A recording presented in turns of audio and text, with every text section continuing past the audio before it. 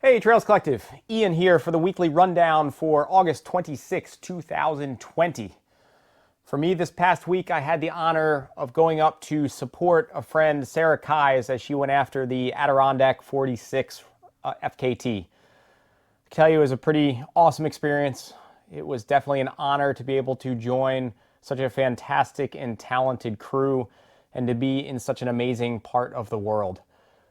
Me, I've always been a little bit too much of a wuss, I think, between the ears to really appreciate hiking. If I can be running it, I'd rather run it. But in this scenario, being up there in the mountains, hitting some of the summits, just being out there, witnessing and experiencing and joining in such an incredible effort was definitely incredible. So as if you were following the past week or two, we had mentioned that Sarah Keyes and Alyssa Godesky were basically going to go head-to-head for the women's FKT mark for the Adirondack 46. The overall supported record is currently held by Ryan Atkins, one of probably the most incredible athletes in the world all around. I think it's in like 3 days, 5 hours or something to that effect. But Sarah and Alyssa both learned that one another was going to go after a women's mark or a mark altogether. And so they were basically going head-to-head with Alyssa ending up starting about 3 hours behind Sarah. They initially had a common finish point, which would have been at the top of Whiteface. I think Alyssa maybe rerouted a little bit or maybe changed it late in the game where she was finishing.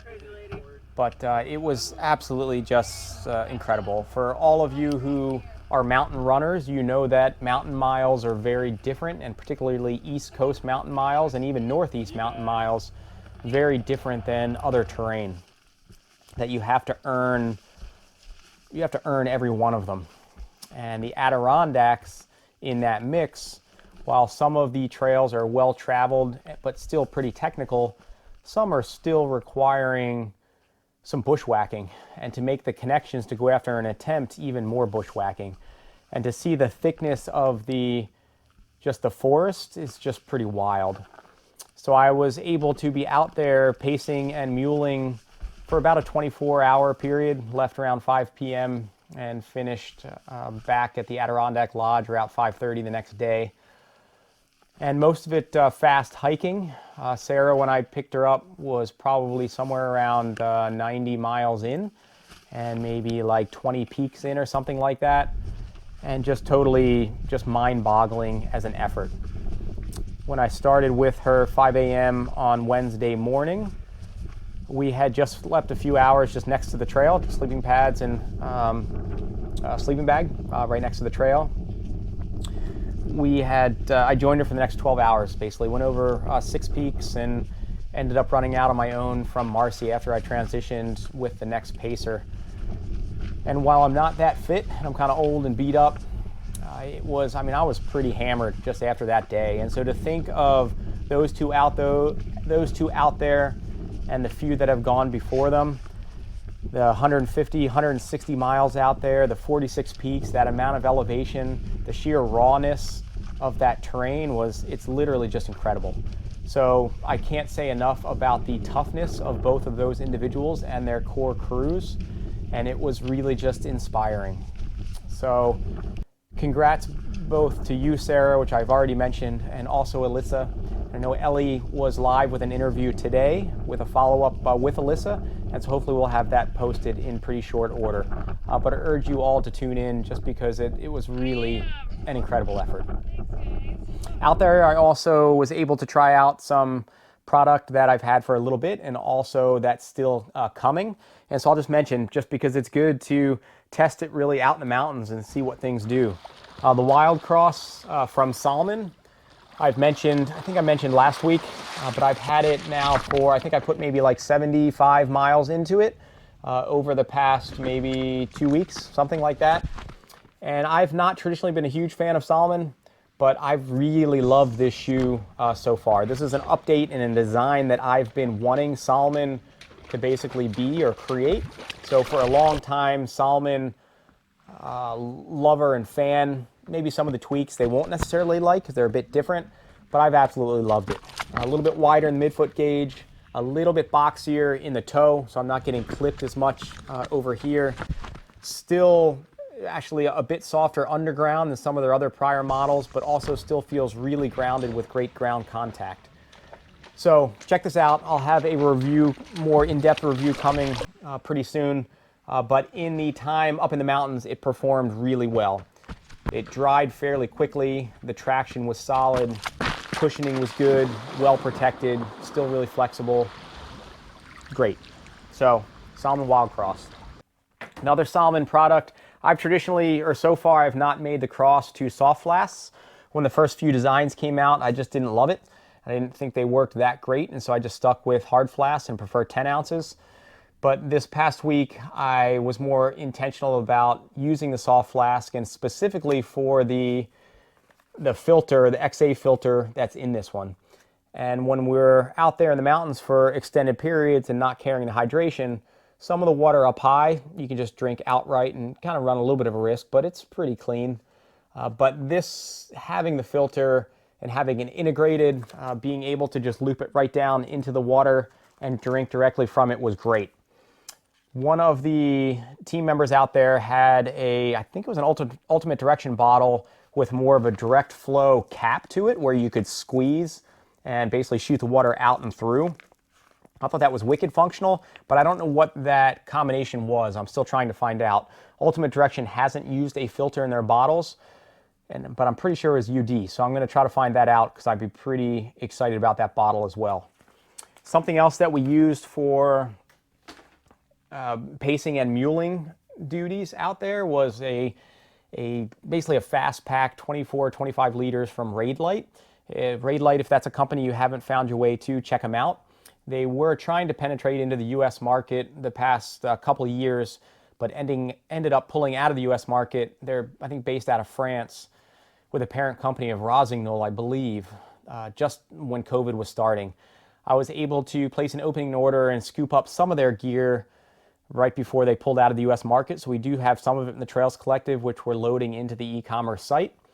But one of their fast packs, I don't think is still available in the US market. You probably have to get it overseas, but it worked beautifully and stowed a lot of gear.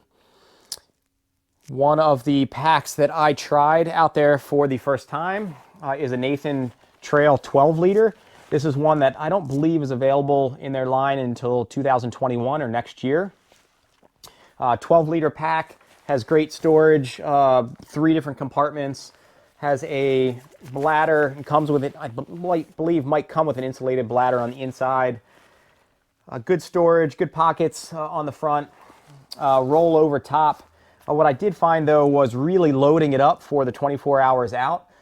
When it was really loaded, it tended to pitch off my back a little bit, and it kept losing or loosening on the sternal straps here. So I still got to play with that more just to see whether it only happens when it's overloaded, but that ended up being really annoying.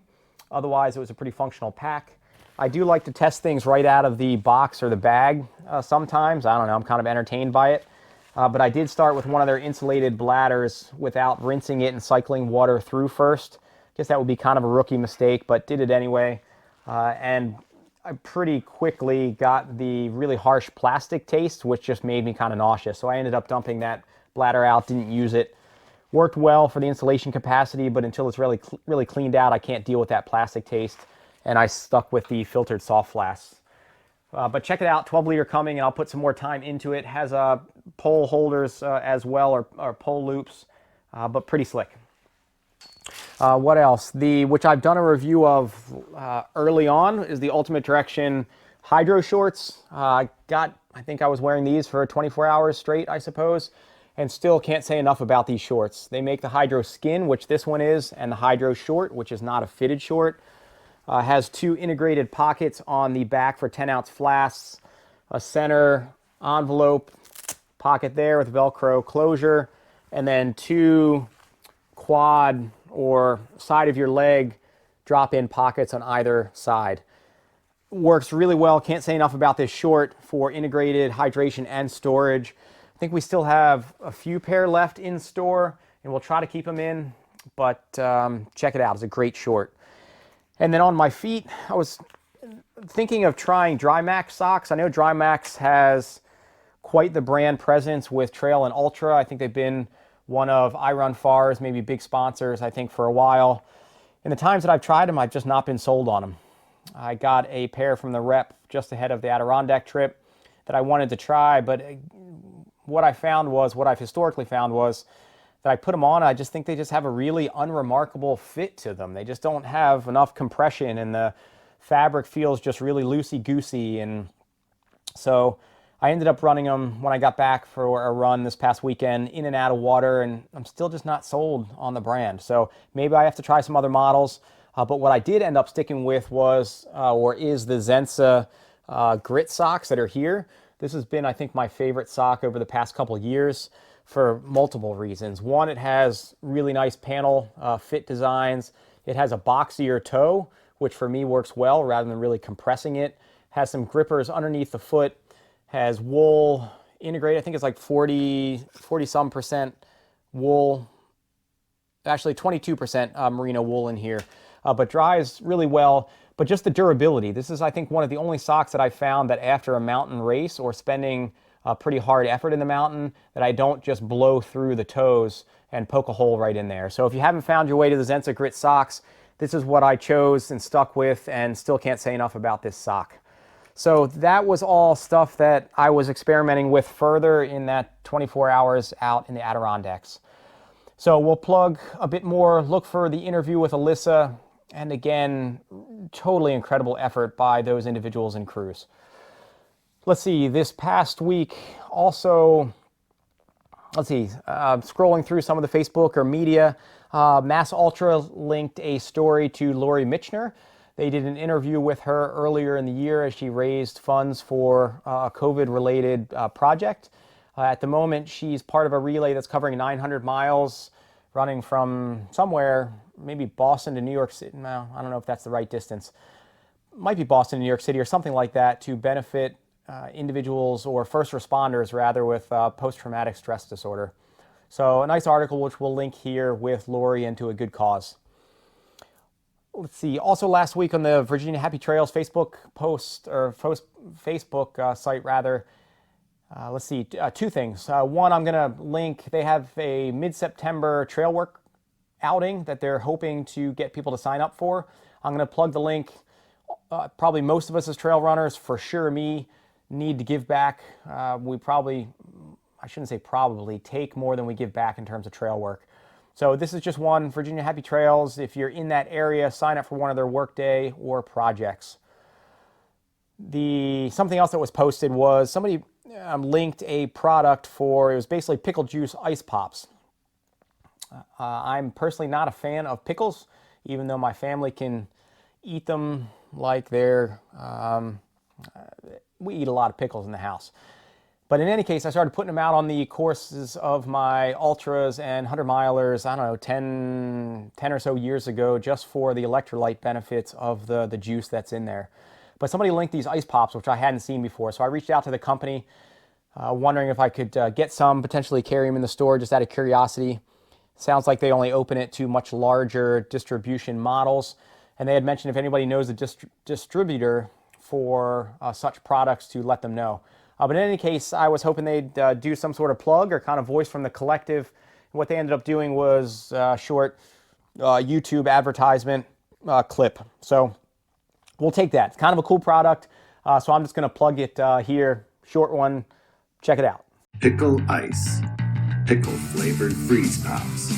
Refresh and rehydrate with our 2-ounce pouch. Athletic supplement that helps rehydrate and prevent cramps. Pickle Ice features our electrolyte enhanced formula. Also has no sugar, is fat free, and is gluten free. Pickle Ice can be purchased in a 24-count case or an 8-count bag. Freeze at home your next Pickle Ice freeze pop. All right, events this past weekend. August 20th, the Rotary Trails to Ales 5K went down in Bedford, New Hampshire. 41 finishers in the 5K, with Caleb Hagner and Kara Haas taking the 5K wins. On August 22nd was the Hyner half 14-miler in North Bend, PA.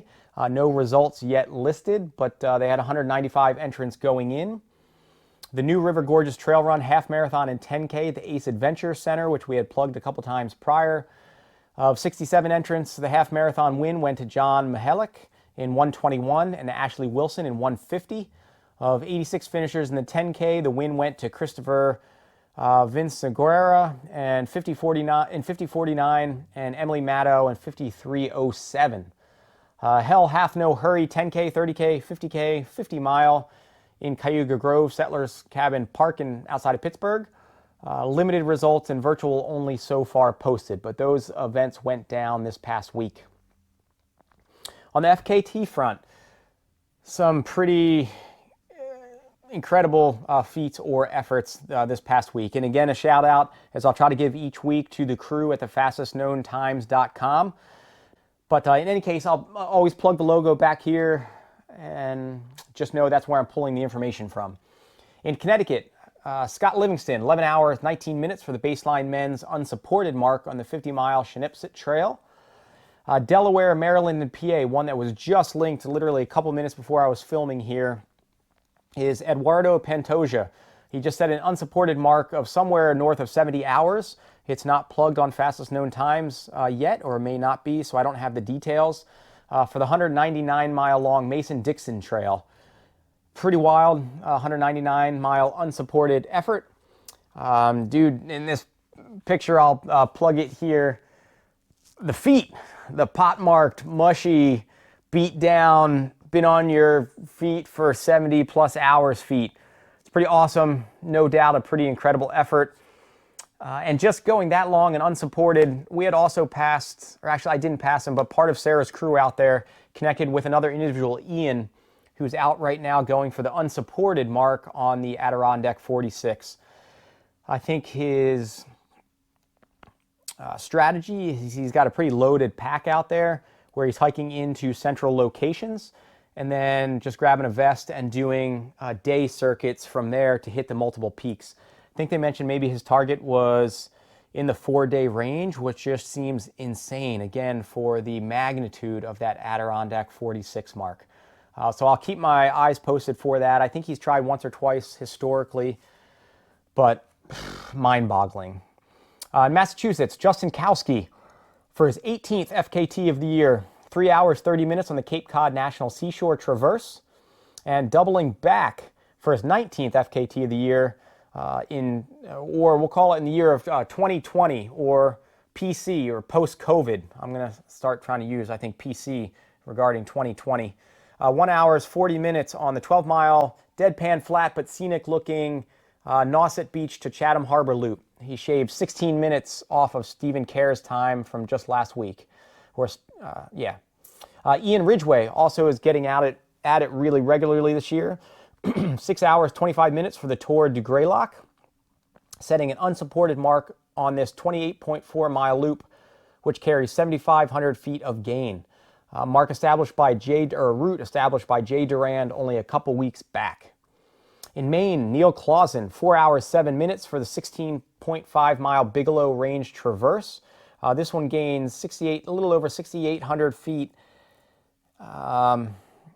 And the route's referenced as being called, or Backpacker Magazine, named it one of America's hardest day hikes. And it sounds like it's a pretty unforgiving trail. Neil bested the prior FKT from 2016 by just over 2 minutes. So over that grueling of a route and 4 hours, 7 minutes, that's pretty crazy, cutting it close. I can't imagine honing in on the finish and being 2 minutes off. So nice work, Neil. In Maryland, Adrian Spencer, 4 hours, 26 minutes for the 27.5-mile Catoctin National Scenic Trail. In New Hampshire, Ben Thompson, 39 minutes on the Welch and Dickey Loop. And then, let's see, 2 here. Nina Stilch, 3 hours, 14 minutes on the 18-kilometer Cardigan Mountain State Park Loop. Interesting that on the same day, Lucy Skinner also went after it. Not unsure if they were racing or not, but she lowered or bested that mark by 51 minutes to 2 hours, 23 minutes on that Cardigan Mountain State Park Loop. So pretty cool that you're all both throwing down on the same day. Again, not sure if that was synced or not. And then this one, an incredible athlete. I think she's won, or looking at her ultra sign-up results, won or podiumed most races she's ever entered. An incredible athlete, Britta Clark. She hammered out a 6-hour, 31-minute finish on the iconic 28.7-mile Pemi Loop. This time is pretty phenomenal. For any of you who, well, for those of you who know the Pemi Loop, you already know. For those not, that bested the men's fastest times through 2011. And while that was a while ago, up to that point, that had some of the fastest, most technical trail runners in the Northeast, setting those first few years of the marks there. So this was 28 minutes under Jess Marion's time from 2019. And hopefully we can connect with Britta for an interview coming up. So stay tuned. But Britta, congratulations. That's pretty incredible. Kelly McDonald continuing to go after the FKTs this year.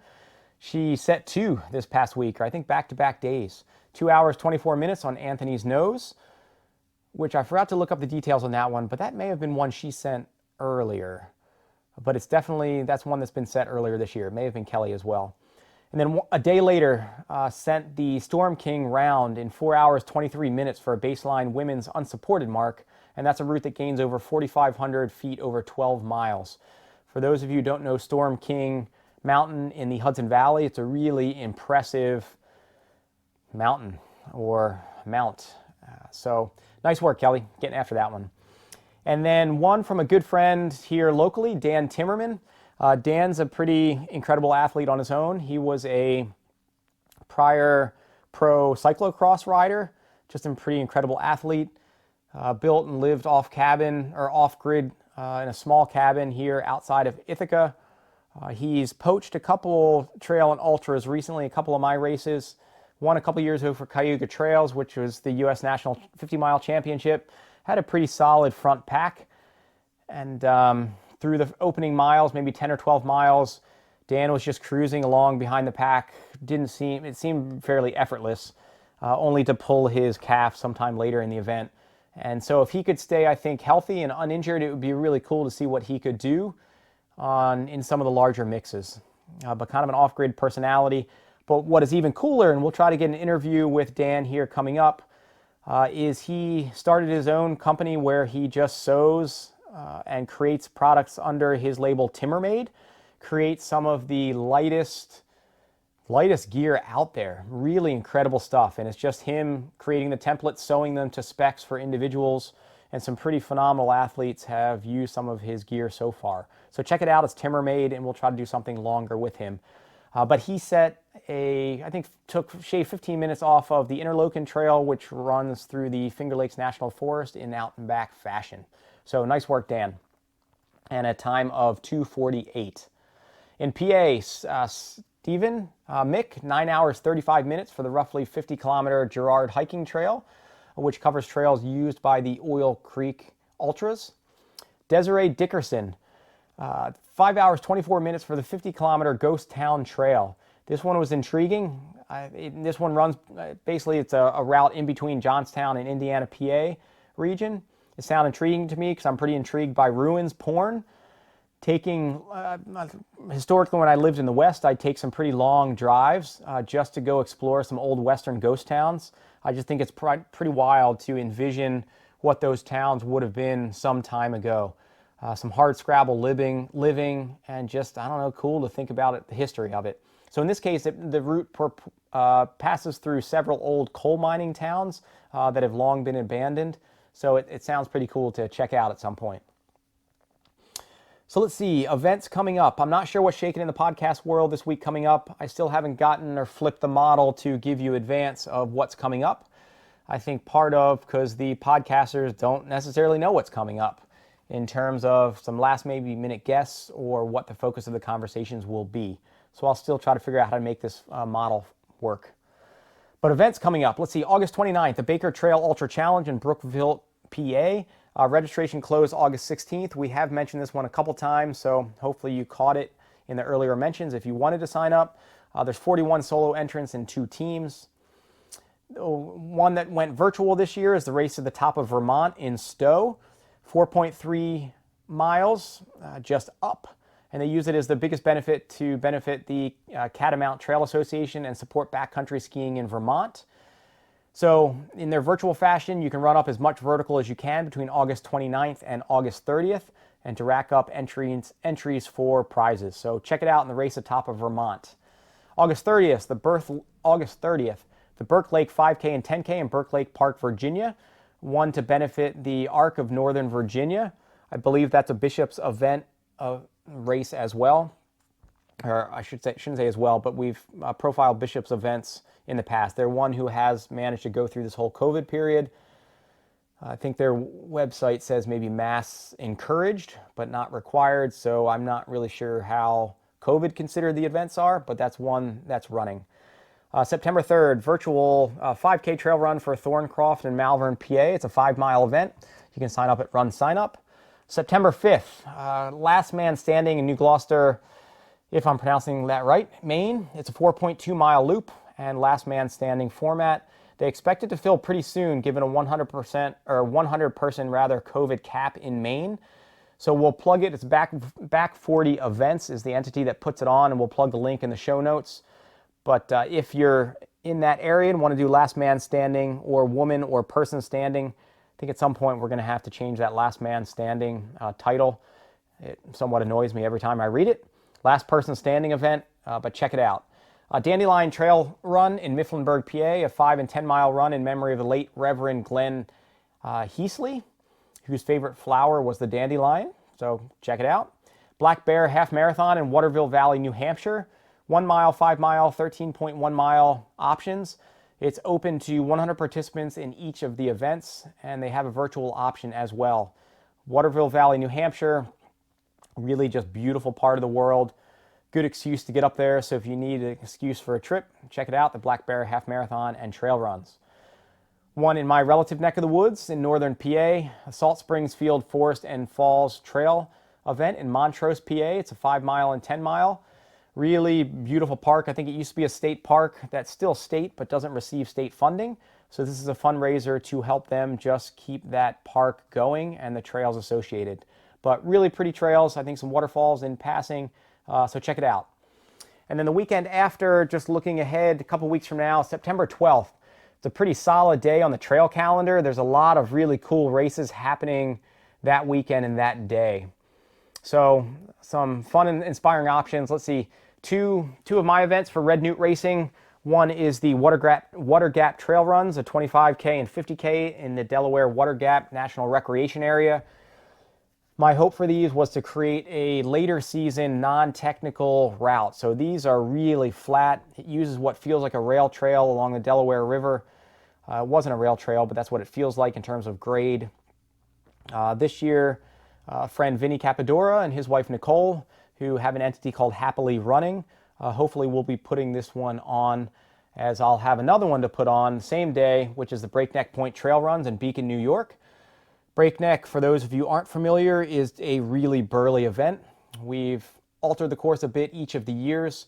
I think our most vertical gain for the marathon distance in our course variations has been about 10,000 feet over a marathon, and roughly half that for the half marathon. So up there with some of the most vertical gain per mile of probably any course in the country.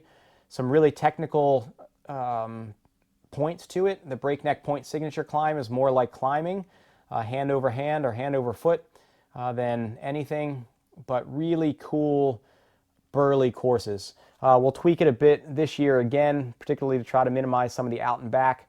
Registration is limited per governor's mandate to New York, New Jersey, and Connecticut residents.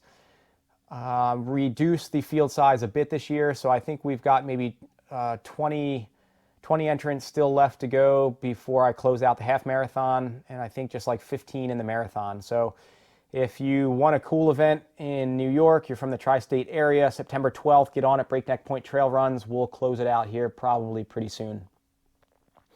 Rockin' the Knob Trail Races in Blue Knob in Claysburg, PA. A 10K, half marathon, and marathon. Billed or quoted as PA's highest trail race and most challenging 10K in Pennsylvania. 55 spots still remain.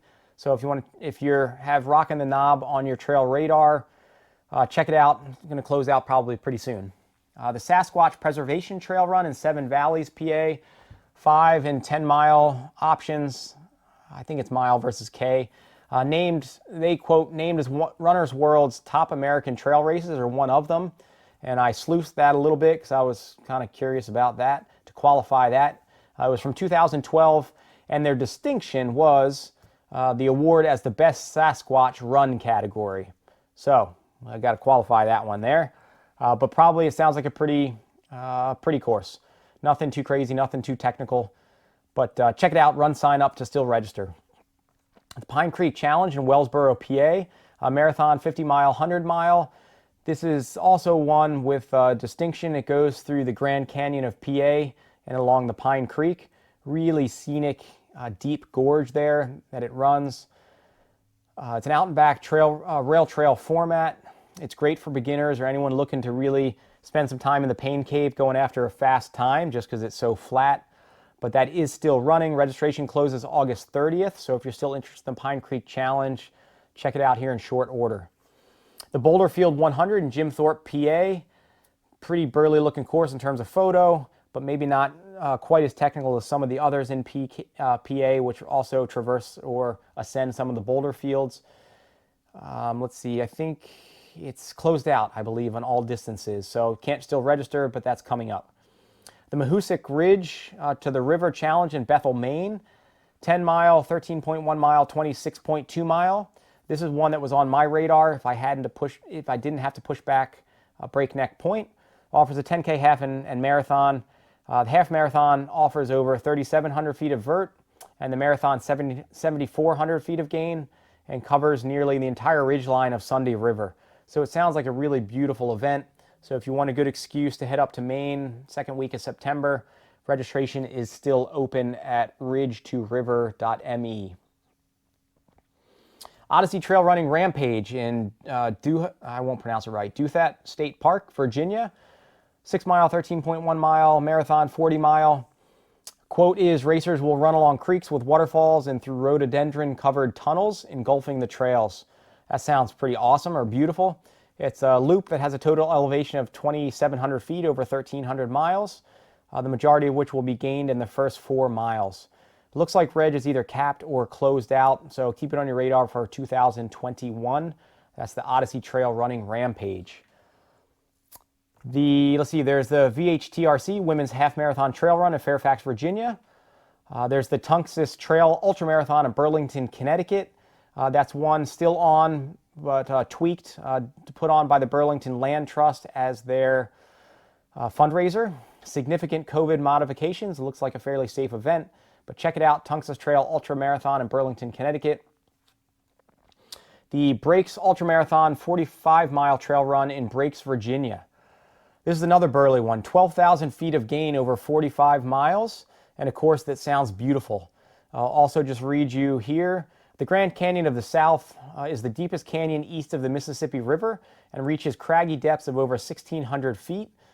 The Breaks Ultra Trail Race is an extreme challenge for any runner. Starts and finishes with the Breaks Interstate Park in Virginia, and the race takes runners back and forth across the Kentucky-Virginia border and up and over the ruggedly tough Pine Mountain numerous times. Your breath will be taken away by the beauty of the scenery and the extreme challenge of the terrain at the same time. Currently 177 registrants with registration still open at Ultra Sign Up. So if you're in that Virginia area, or if you want a new one to go check out, it sounds like a really cool course, and that's the Breaks Ultra Marathon. There's the FAAP Fall Classic 5K in Allison Park, PA, of 5, 10, and 20 mile options. And then September 13th, so closing out this weekend, there's the Brad's Bruiser in Pownell, Maine. I'm unclear whether this one's running this year or not. I can't tell from the website. One that I'm signed up for the day after Breakneck, so I don't know how much I'm going to be up for, but my plan is to participate in the Macedonia Trail Race in Kent, Connecticut. Sounds like a pretty cool course, and to dig in a little bit with a good and active trail and ultra scene in Connecticut. So this one I'm signed up for the short one just to see if I can get some video clips and profile the event. But join me. And their quote, with its unparalleled single track and lush forest trails, challenging climbs and descents, and 2 amazing viewpoints on the course, the race offers trail runners a one-of-a-kind of experience in the northwest part of Connecticut. So check out this event from Steep Endurance. And then Where the Pavement Ends, a 4.25-mile hybrid virtual event where you still run a designated course but within a larger window. And that's on Run Sign Up, and that's in Connecticut as well, in Ridgefield, I believe.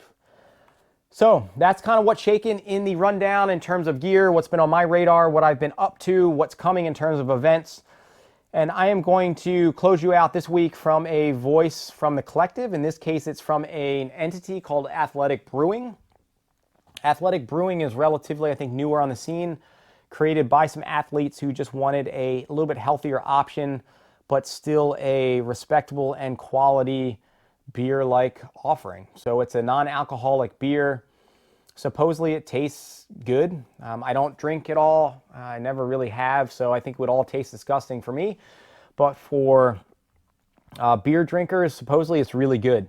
One of their reps stopped into the Cayuga Trails races that I put on a month or so ago and just brought us some product to put out, and we've stayed in contact. One of their brewers on is Jim Sweeney. Some of you may know Jim. Very fast, tough, talented trail and ultra runner. But he and the founder of the company created a clip for us to use for the rundown and to plug it. And they also offered a intro 10% off your first order checkout on their online store. If you use the code Trails Collective, just all one word in caps, and we'll plug it in the show notes. You can get 10% off your first order. Big thanks and a shout out to the crew at Athletic Brewing. It sounds like you've got a great thing going, and you'll talk about it here in the clip. So that's where we're going to take you out. I'll be with you next week for the next week's rundown. We're continuing to grow Trails Collective. Thank you so much to the supporters. No new Patreon supporters. I'll try to remember to plug the link here in the show notes. We don't have it on the website yet. But so far, no revenue coming out of the Trails Collective. This is one that was just pouring in time, effort, emotion, love into the project. So please support it. Please share it if you can. Please tune in others. And if you're so inclined, even if it's just a few bucks a month or whatever it might be, find us on Patreon and support us in making this possible. Look out for Ellie's interviews this week. Again, Alyssa will be coming at you with a post-Adirondack 46. And again, I can't say enough about the gnarliness of that effort. So we'll check in next week, and Athletic Brewing, take us out. See ya. Welcome to the Athletic Brewing Company Tap Room. We're really excited to talk to you today and be teaming up with the Trails Collective and sharing the story of our beers with you. I'm Bill Schufelt, one of the co-founders of Athletic. I barely deserve to be speaking in this video. I'm a total sightseer out there on the trails. I do probably 2 ultras a year and just get out there and get sweaty whenever I can. But the real pro on our team is Jim. My name's Jim Sweeney. I am a brewer here at Athletic. I am also an avid trail runner. I run somewhere between 6 and 7 ultras a year, including I have run one of Ian's races, Cayuga Trails, a few years ago. Yeah, the whole genesis of our company, Athletic, really was just making beer that fits our lives. There's a huge authentic pain point where we love being healthy, active, eating healthy, running a lot of trails. We're weekend warriors, and there was no beer to fit those finish line celebrations or like our healthy weeknight meals. We wanted good energy, and so we set out to make great craft beer that can meet the demands of a healthy, active lifestyle without sacrificing with hangovers and missing your weekend training runs. The first of our flagship beers is our Upside Down Golden Ale. It's 50 calories, crafted to remove gluten, guilt-free, super light, crisp, and refreshing. It has a backbone of organic Vienna malts and has light citrus hops. And the others is our most popular beer, our Run Wild IPA. It's a classic West Coast style IPA, super sessionable and approachable. It's just perfect beer for any occasion. It also has a backbone of organic Vienna malt and has a blend of 5 different Northwest hops that will be awesome for both the craft beer lover, but also super approachable for anyone who drinks a lot of light beers as well. Part of our company ethos we're super proud of is our 2 for the Trails program, where we donate 2% of all sales to trail and park cleanups from the most out in the woods parks like the Appalachian Trail and the Maine Hudson Trails program, all the way to urban parks in cities like San Diego, all the way across the country. We take recommendations from our community nationwide, and we're open to any ideas. We're super proud of this program and have had it since day one. This year we're on track to donate 4% of what the entire U.S. government is going to trail and park cleanups. So we're super proud. But we also love getting out there in the woods.